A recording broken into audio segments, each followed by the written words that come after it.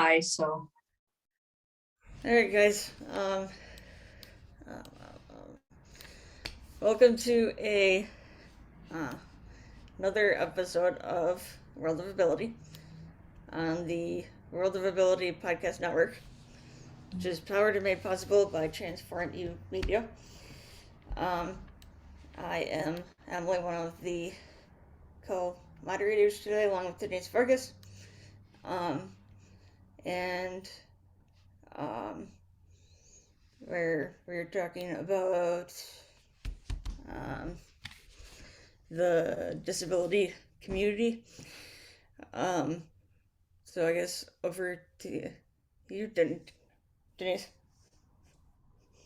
Hello, guys. Welcome, welcome. Wow. Today is the start of, well, yesterday was the start of the Easter weekend that we all celebrate. Well, that many of us celebrate along with Passover.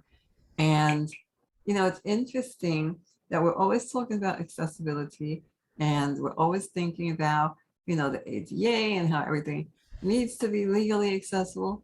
And then I came to find out years ago that religious organizations are exempt from needing to be accessible. Now, of course, the right thing to do is to follow the ADA and be accessible, because what better way to be um, involved in your community than through, you know, religious organizations, right? We all need to be to congregate together and have that spiritual food. And it's, again, when I found out that religious organizations are exempt, it just blew my mind. It's like, how can that possibly be? And so I asked everyone here what their thoughts on that is, because it's just, like I said, blew my mind. And then after we go around, let's also think about what we can do, of course, in a kind, loving, and of course, spiritual um, sense. How can we go to these organizations that are not accessible and ask them, right? And not be like, well, you need to be accessible, because again, I found out that they don't need to be accessible. So let's go around the room and, just tell us a little bit about yourself as well, right? Why don't we start with Sarah Goodwill? Hello, Denise. How are you today? I am awesome. Thank you, beautiful, for being with us. Of course, it's my pleasure. I am Sarah Goodell. I am a graphic designer, owner of Autumn Value Creative Services. I am also a disabled individual. I am an amputee. I have MS as well. And I am the parent of 3 special needs warriors as well. So not only do I see this from an adult perspective, but I also see this as an issue for everyone, because I am the parent of 3 disabled children as well. This is something that I've run into multiple times within my own community. All of the local churches here are not at all accessible to someone who uses your average wheelchair. If we're talking about someone who uses an electric wheelchair or something that's a little bit larger, they're definitely not accessible to them either. So that's left me, as well as several others in my community, to have to depend on things like live streams and using the other things that are available to us, like radio shows and whatnot, to get that so-called spiritual food, if you will. Yeah, it's just crazy. But and it's interesting that, oh, we have live stream and we have radio, but that's not the same as being with your fellow brothers and sisters and congregating with them. It's absolutely not. And it really calls an attention to the divide between your average individual and those that are differently abled. Absolutely. Absolutely. Well, thank you for sharing, Sarah. You're very welcome. So, Catherine, do you want to say hello and tell us a bit about yourself and what your thoughts are.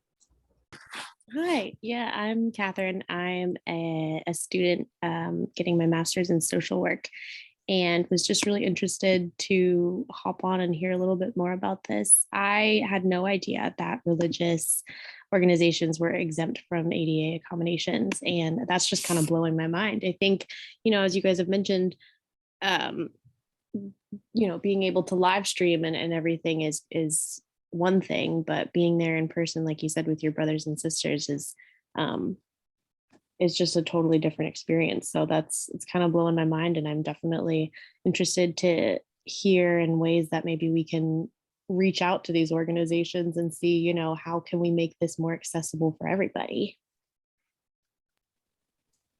Absolutely, absolutely. Yeah, so we're definitely going to have to put our minds together and again, just figure out how we can make the world, the whole world, inclusive, including our religious organizations. Marianne, what do you think?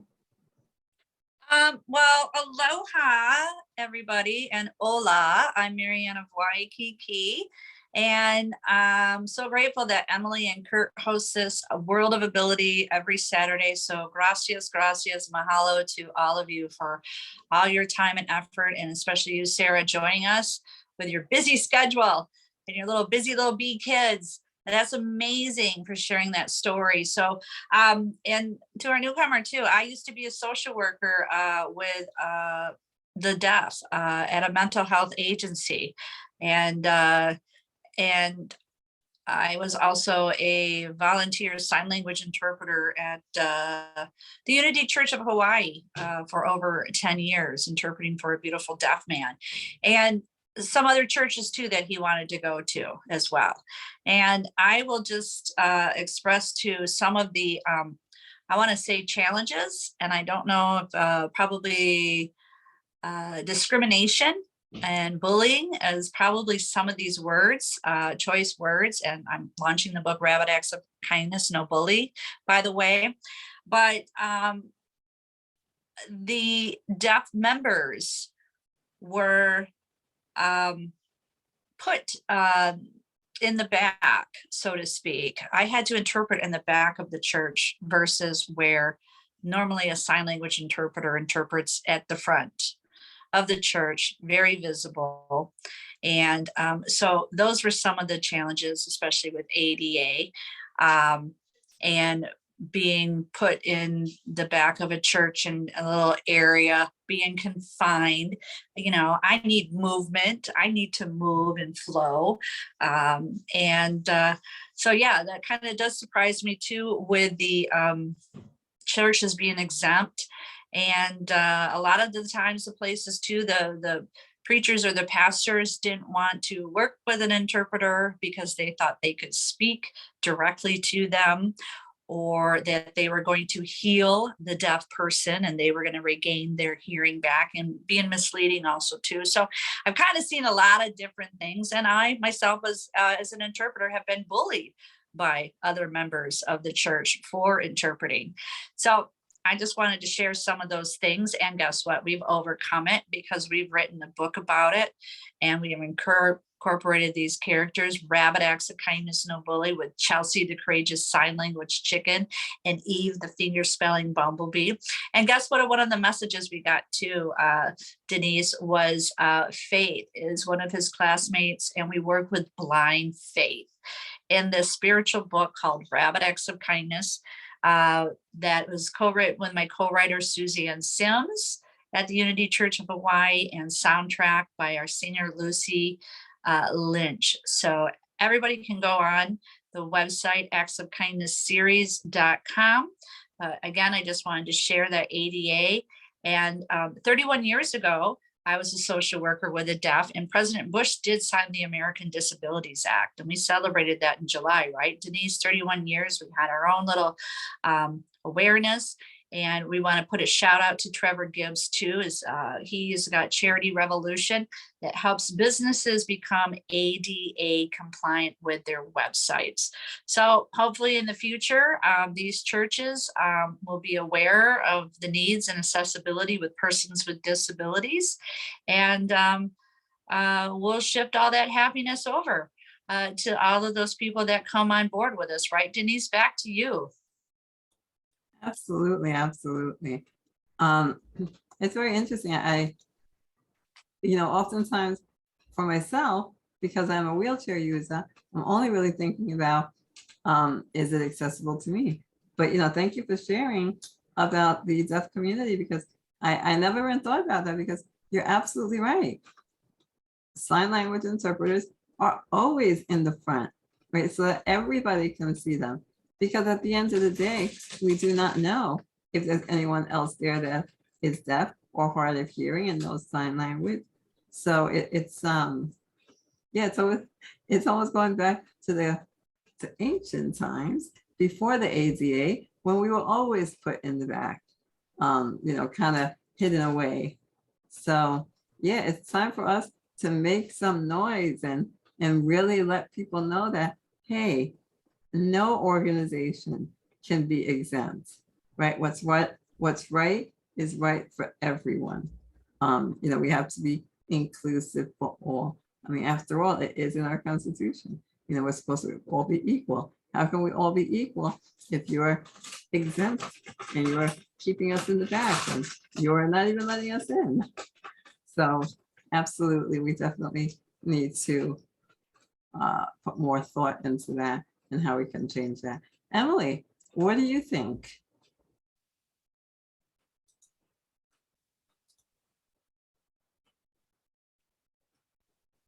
Emily, you with us?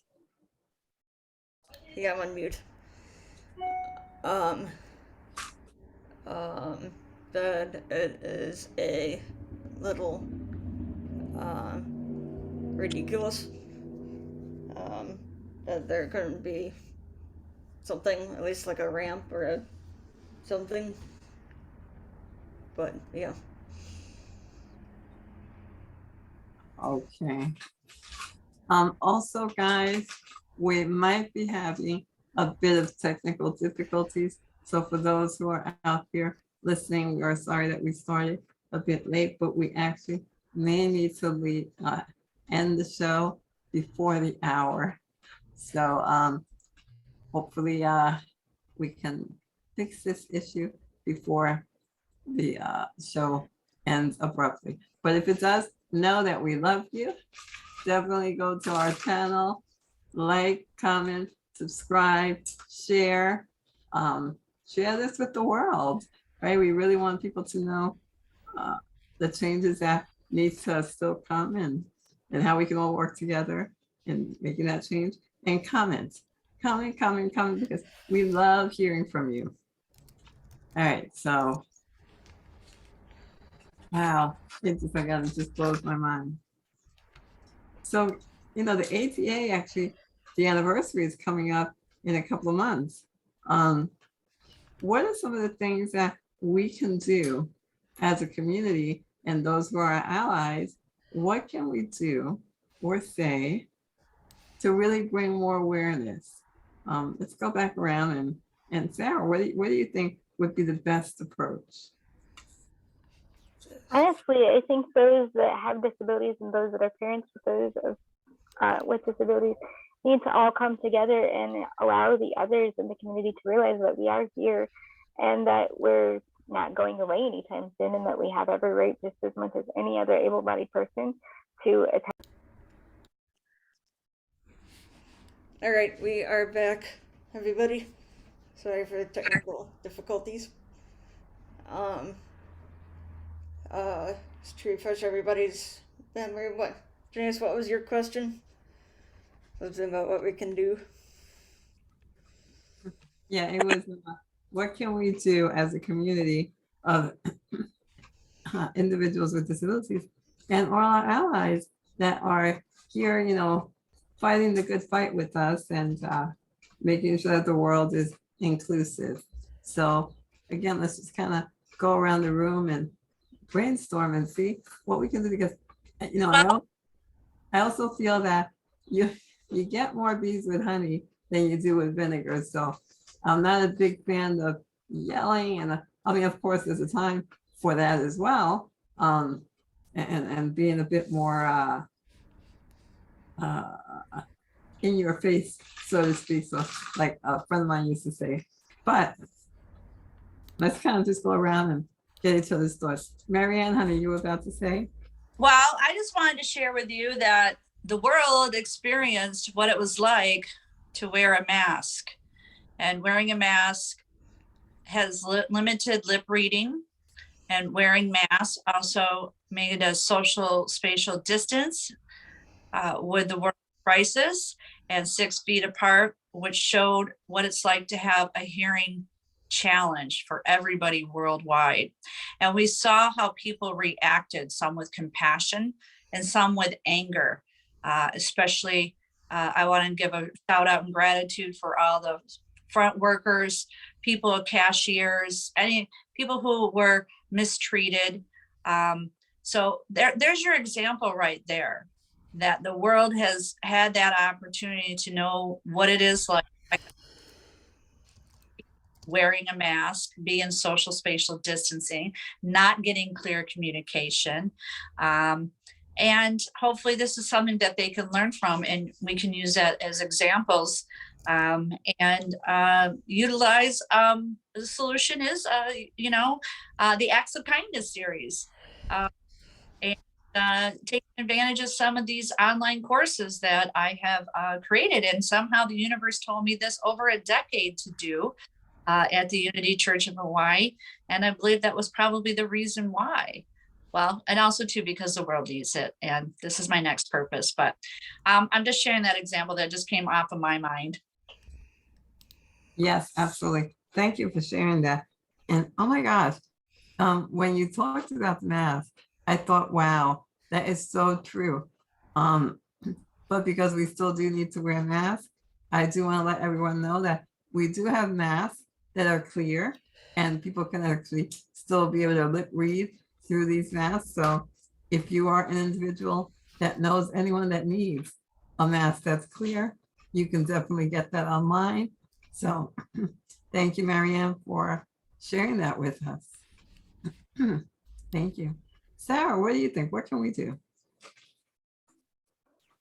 Like I was saying earlier, I think we all just need to kind of team up with the local able-bodied community and let them know that we're here, we deserve to be out there just as much as anybody else does. And that the segregation that goes on, like Marianne was talking about earlier, having a small group of hearing impaired individuals kind of stuck in the back of the church and not being able to move and express herself in the way that she needs to. As a sign language interpreter, you really have to include all of your body and let them know, the type of emotion that's being conveyed. And if she doesn't have that, then they don't really have the whole experience either. Absolutely. Absolutely. Thank you. And also I invaded the space of other members, which got to be challenged, which they, got to be that I was bullied upon. Absolutely, because it becomes your problem for trying to do what's best for your client. Right, and taking those seats and using that space. Exactly. And I brought it several times to the ministers and all that. And even the deaf person shouted out, she's my interpreter. She needs to be at the front of the church next to the speaker so I can watch the preacher's lips and watch her signing at the same time. And because it doesn't give them the same experience. Exactly. And he wore glasses. So not only that, we're put in the back. Okay. And anyway, it worked out, but I'm just telling you too, for persons with disabilities, visual impairment, where they can't see the speaker's lips moving or a hearing loss, they tend to sit up front. And anyway, I'm just sharing those challenges, and I'm grateful that I had the opportunity, experience to do that. So sharing that good news with everybody. We're shifting the happiness. Yes, let's make shifts happen. Absolutely. Over with.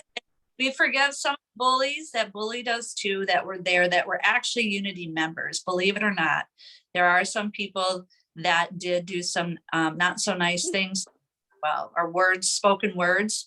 And anyway, the thing is also we learned to forgive, and that's also part of this book of Rabbit Acts of Kindness.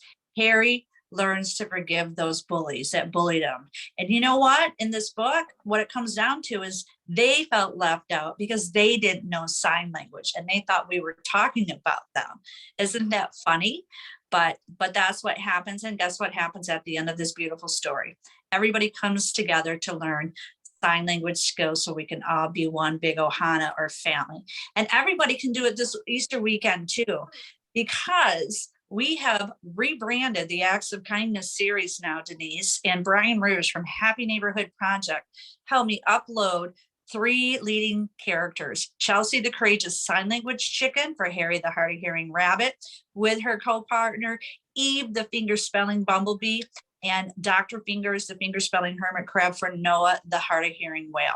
So everybody can so go out and play at any time of the day now. Any time of the day, you can go visit that website and learn the ABCs, the ASL alphabet, 26 letters, and the numbers 1 through 9. And so you can go out and play with your families. You can read the chapters on Kindle.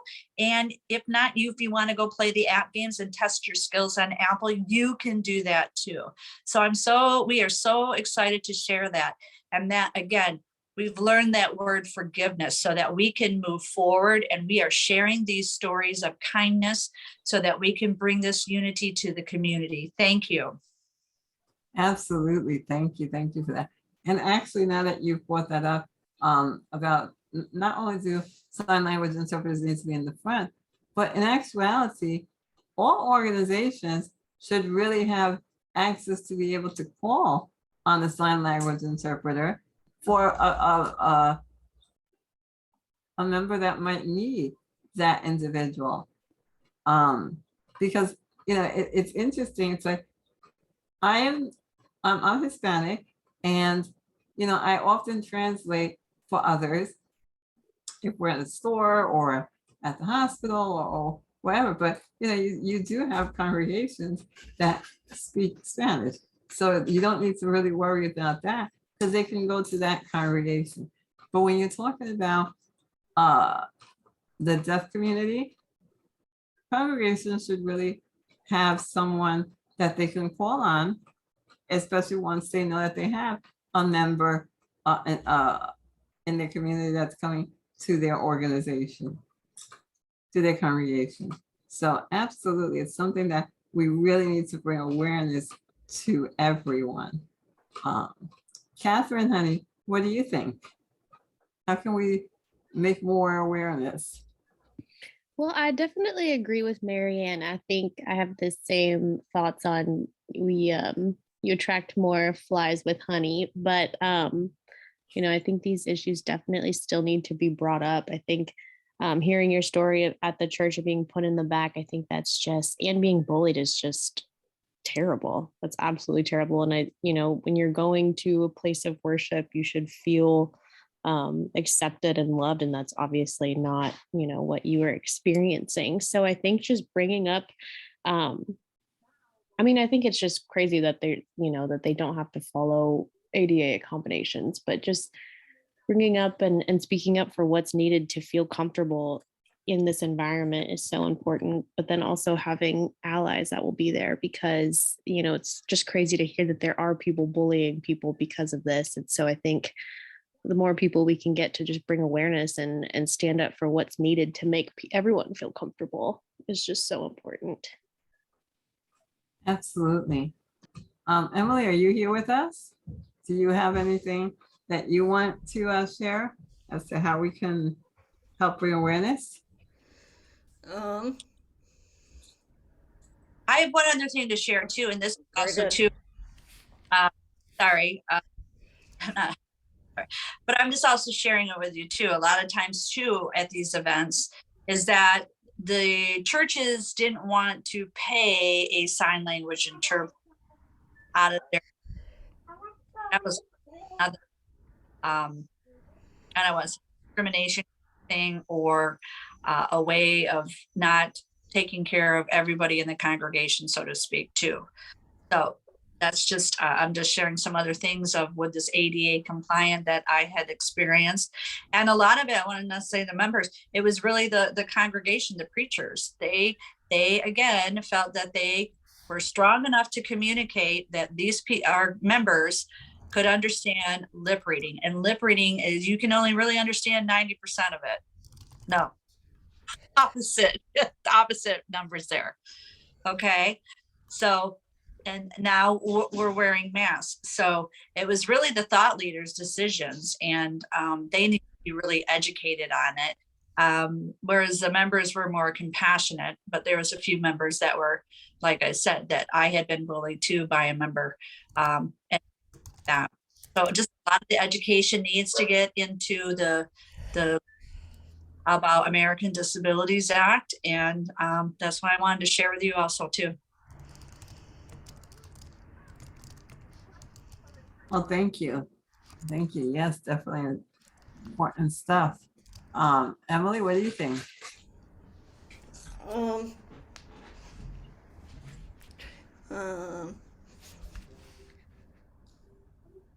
Yeah, because I agree with what everybody has been saying. Just need more like awareness. Yeah, definitely more awareness. So for me, one of the things that I think about when I want to bring awareness, especially to such a big organization, first I think about our fellow brothers and sisters, the community in general. Hold on one second.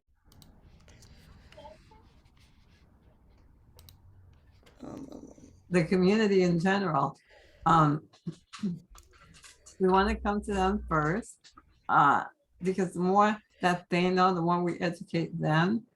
Then when we go to quote unquote the higher ups, it'll be a lot easier, because now it's not just one person. It's everyone saying, hey, this is what we need to do. So that way, when they come to us and say, oh, well, it's not really in our budget. Well, then we can even further educate them and say, well, there are grants that we know you qualify for, and you can use these grants. Excuse me, you can use these grants to pay for all the stuff, right? It's not like it's going to be millions of dollars. So definitely, I think go to other people around your community in the congregation, let them know, and then let the higher ups know, that the preachers, the deacons, like all of them, they all need to know. But definitely. And with that, I'm actually going to give a couple more points that we'd like to share.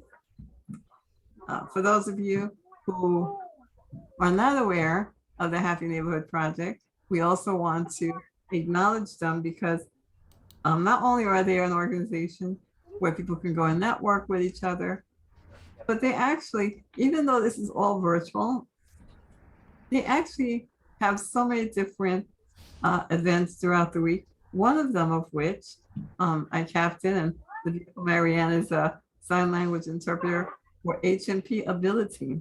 Now here's a man, Edwin Edberry, who, even though this is virtual, he said, yeah, let's have an HMP ability for the disability community. And, he was educated by Kurt Roskoff, actually, who's not with us today, but he actually told him about people with disabilities and that everything should be accessible, including HMP. And Edwin didn't hesitate. You didn't even skip a beat. He was like, yeah, let's do it. So thank you, Edwin. I'm sure you're listening out there. And for those that want to know more about the Happy Neighborhood Project, you can go to hnpabc.com. And from there are several, over 60 events over 60 events in 6 countries that you can go and network with some awesome people. Matter of fact, Sarah Goodell is also one of my beautiful co-hosts here. So thank you, Sarah. She just recently You're joined. absolutely welcome, Ms. Denise. It is my pleasure. Awesome, awesome. All right, my beautiful friends. I am actually not able to stay. I do have another meeting at 4. It was awesome being with you guys today. I'm going to be passing the mic back over to Emily, but I just want to say thank you again. Looking forward to hearing those comments. Don't forget to like, share, and subscribe. Till then, stay happy, stay positive, and always live creatively. Yes, Marianne. Are you having a show today? And how can we follow you? Oh, yes, thank you. Yes, on Clubhouse at 7 p.m. Eastern, I am having the Live Creatively Clubhouse, where we talk about your big dreams and how we can actually help each other make those dreams come true. So definitely it is on Clubhouse, on the Live Creatively Club. Just follow me there. Look forward to hearing what your big dreams are. Thank you, Marianne. Gracias, amiga, chica. Gracias a usted. All right, my loves. Enjoy. Adios. Thank you. Enjoy the rest of the show. And Emily, I am giving you the mic. Okay.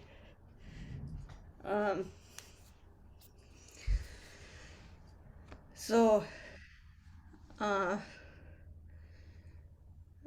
does anybody else have any So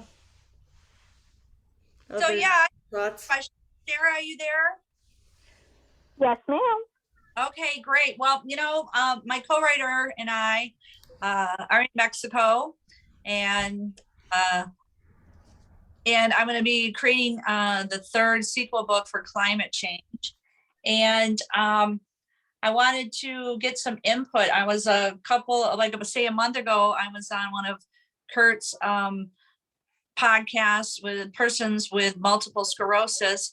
I was getting ideas. I was gathering ideas for a character, and I wanted to get some input for you of what we can do and how we can express a person, adult or a child with a person who is living with multiple sclerosis, and how we can be of service with other characters. And that would be amazing.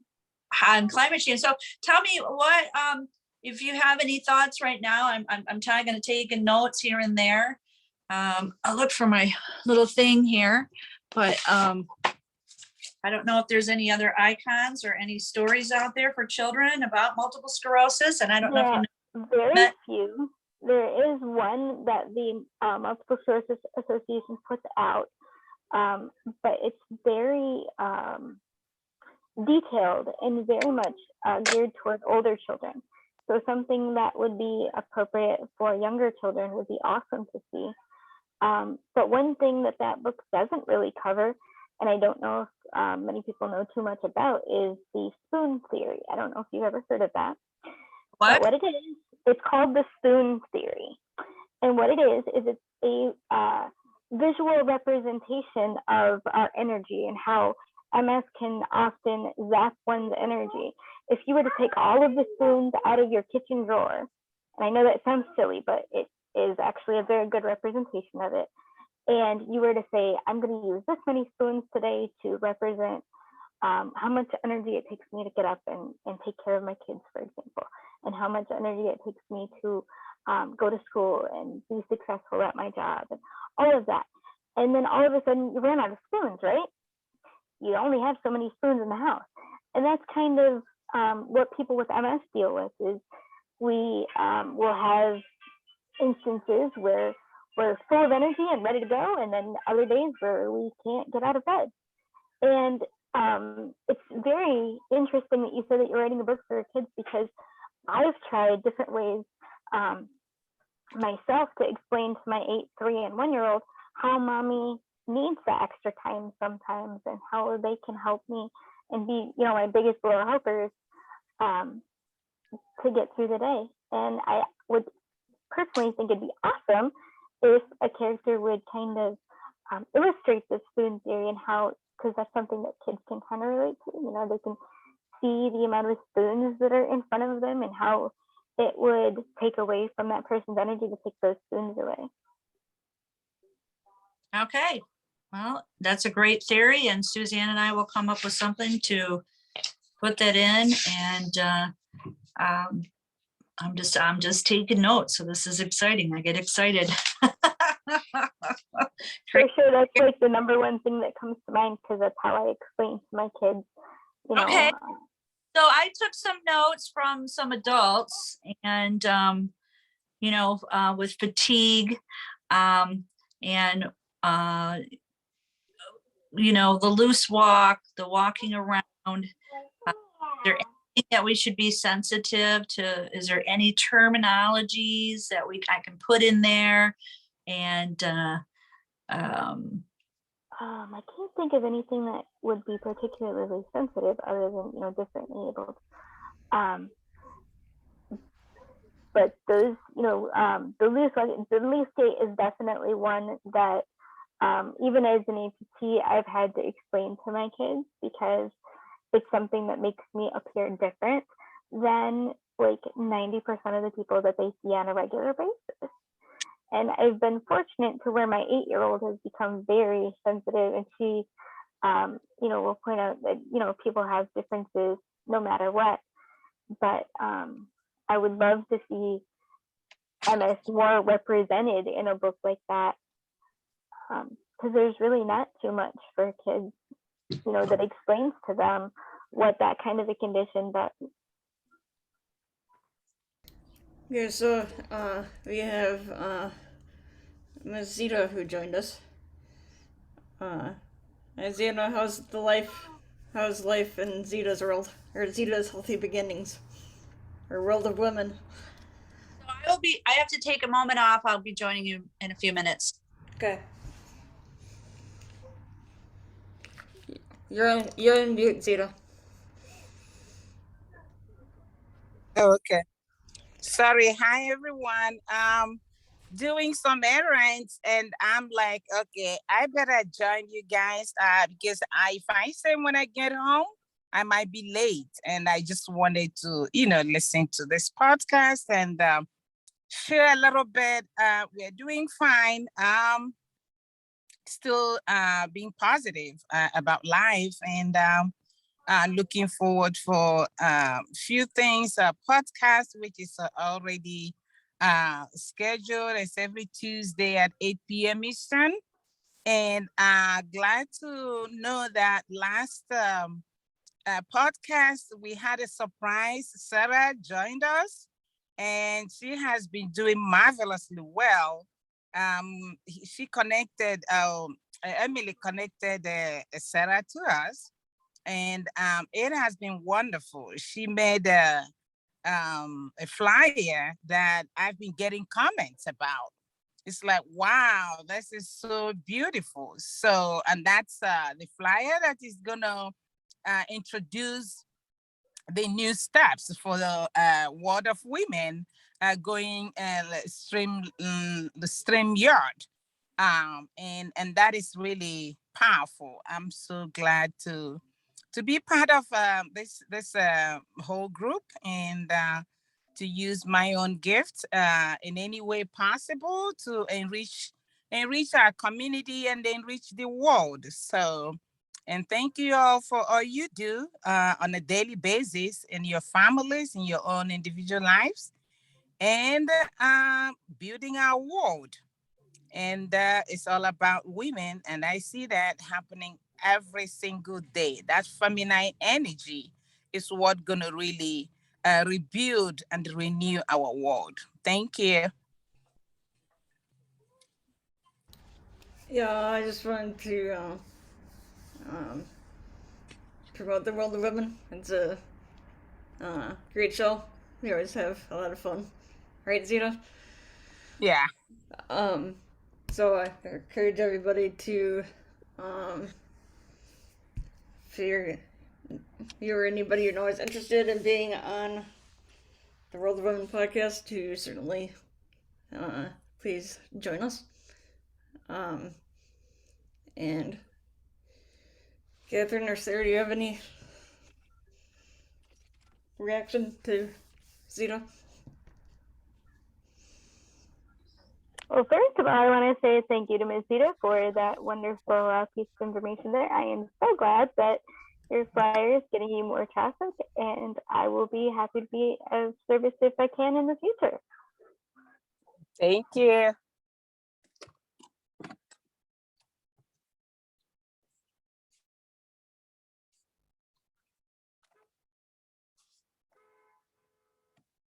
Marianne's back.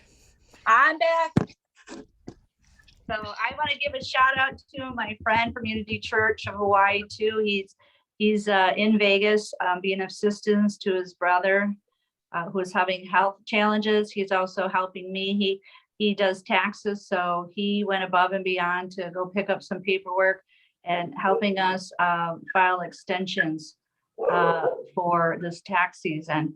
So if anybody wants any additional information, you're more than welcome to join me and my intellectual property attorney, Dr. Liddy, on Tuesdays, the next several Tuesdays until May. She's hosting a tax evening for several hours, questions and answers. Again, that's by Dr. Liddy, and everyone is welcome to join us. So gracious shout out to these people helping us with persons with disabilities and filing our taxes or filing extension for our taxes. So thank you, Emily, for hosting the show. And again, everybody can visit actsofkindnessseries.com. You can meet Chelsea, the courageous sign language chicken, Harry, the hard of hearing rabbit, and Eve, the finger spelling bumblebee, and learn the finger spelling alphabet at your own. So go out and play time of the day. And it will be great fun and education and entertainment for your families this holiday weekend if you celebrate this Easter weekend. And shifting the happiness. Thank you, Emily. Okay, we're getting down to Okay. Sort of close to the end. Just wondering if anybody had any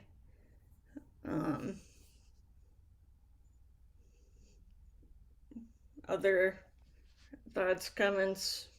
That's it. Thank you so much, Emily. So go out and play. Mariana Waikiki. Mahalo.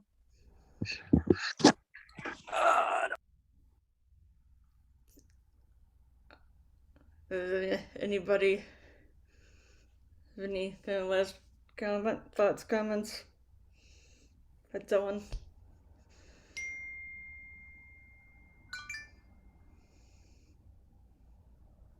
All in all, and going back to our topic for today, I think it's super important for us to all come together as a community and really support those that are looking to get into their own communities and may or may not have a way to do that, being that religious organizations are exempt from following ADA guidelines. I think it's super important for those of us that represent the community to let others know that we are out there and we're championing for them to be a part of their community.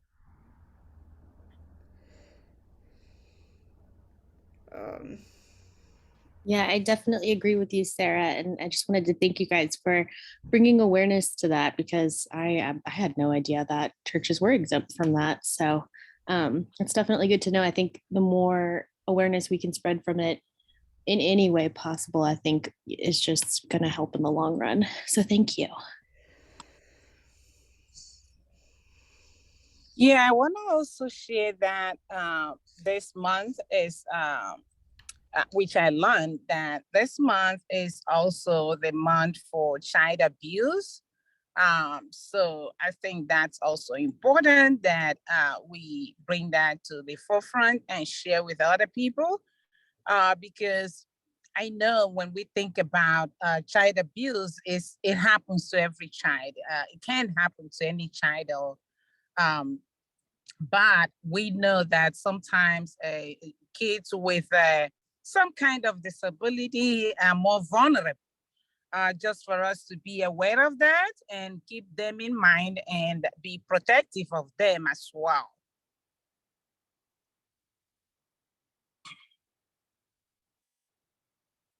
Thank you. Yeah, yeah, it's That's a great point, Zita. I think that people, kids with disabilities are often kind of put into the background and not really thought too much about, especially in situations like this.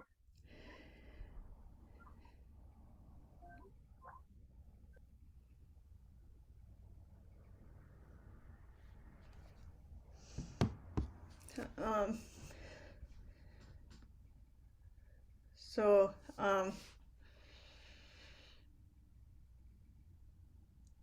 I guess if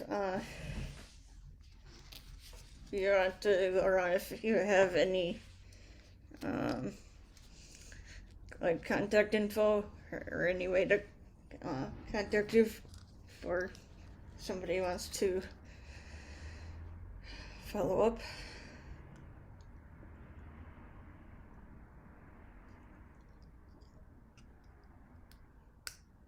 Okay, start with Sarah.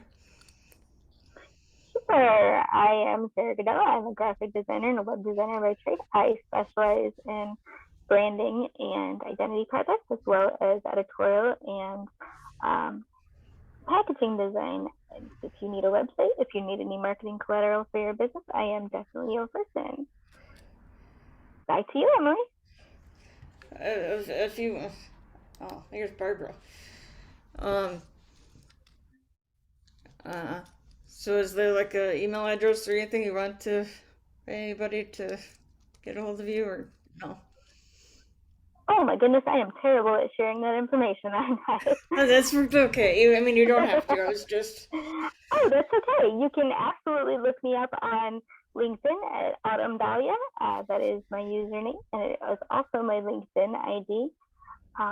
You can definitely find me there. All of my other contact information is there. And if anybody wanted to reach me by email, I can be reached at hello@autumndahlia.com as well. Zita, do you want to give any way somebody could contact you, or no? Yeah, people can always look us up at https www.linktr.ee/Zita Healthy. You get all the information there. Thank you. All right. Sounds good. I just wanted to thank everybody who is on the show today.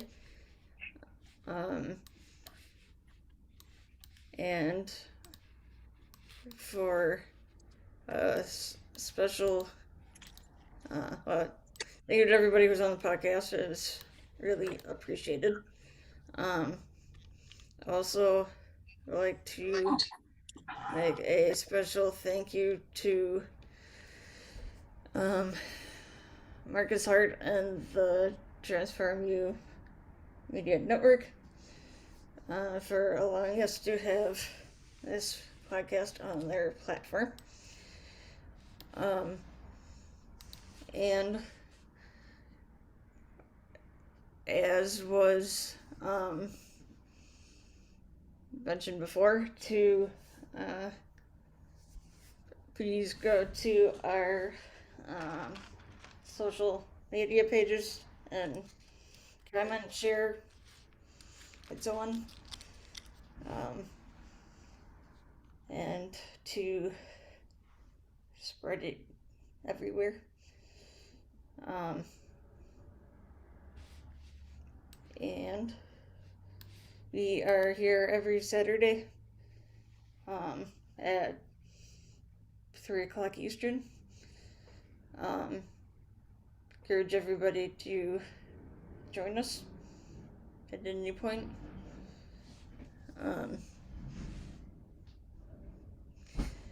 So I guess until next week to stay healthy and stay happy.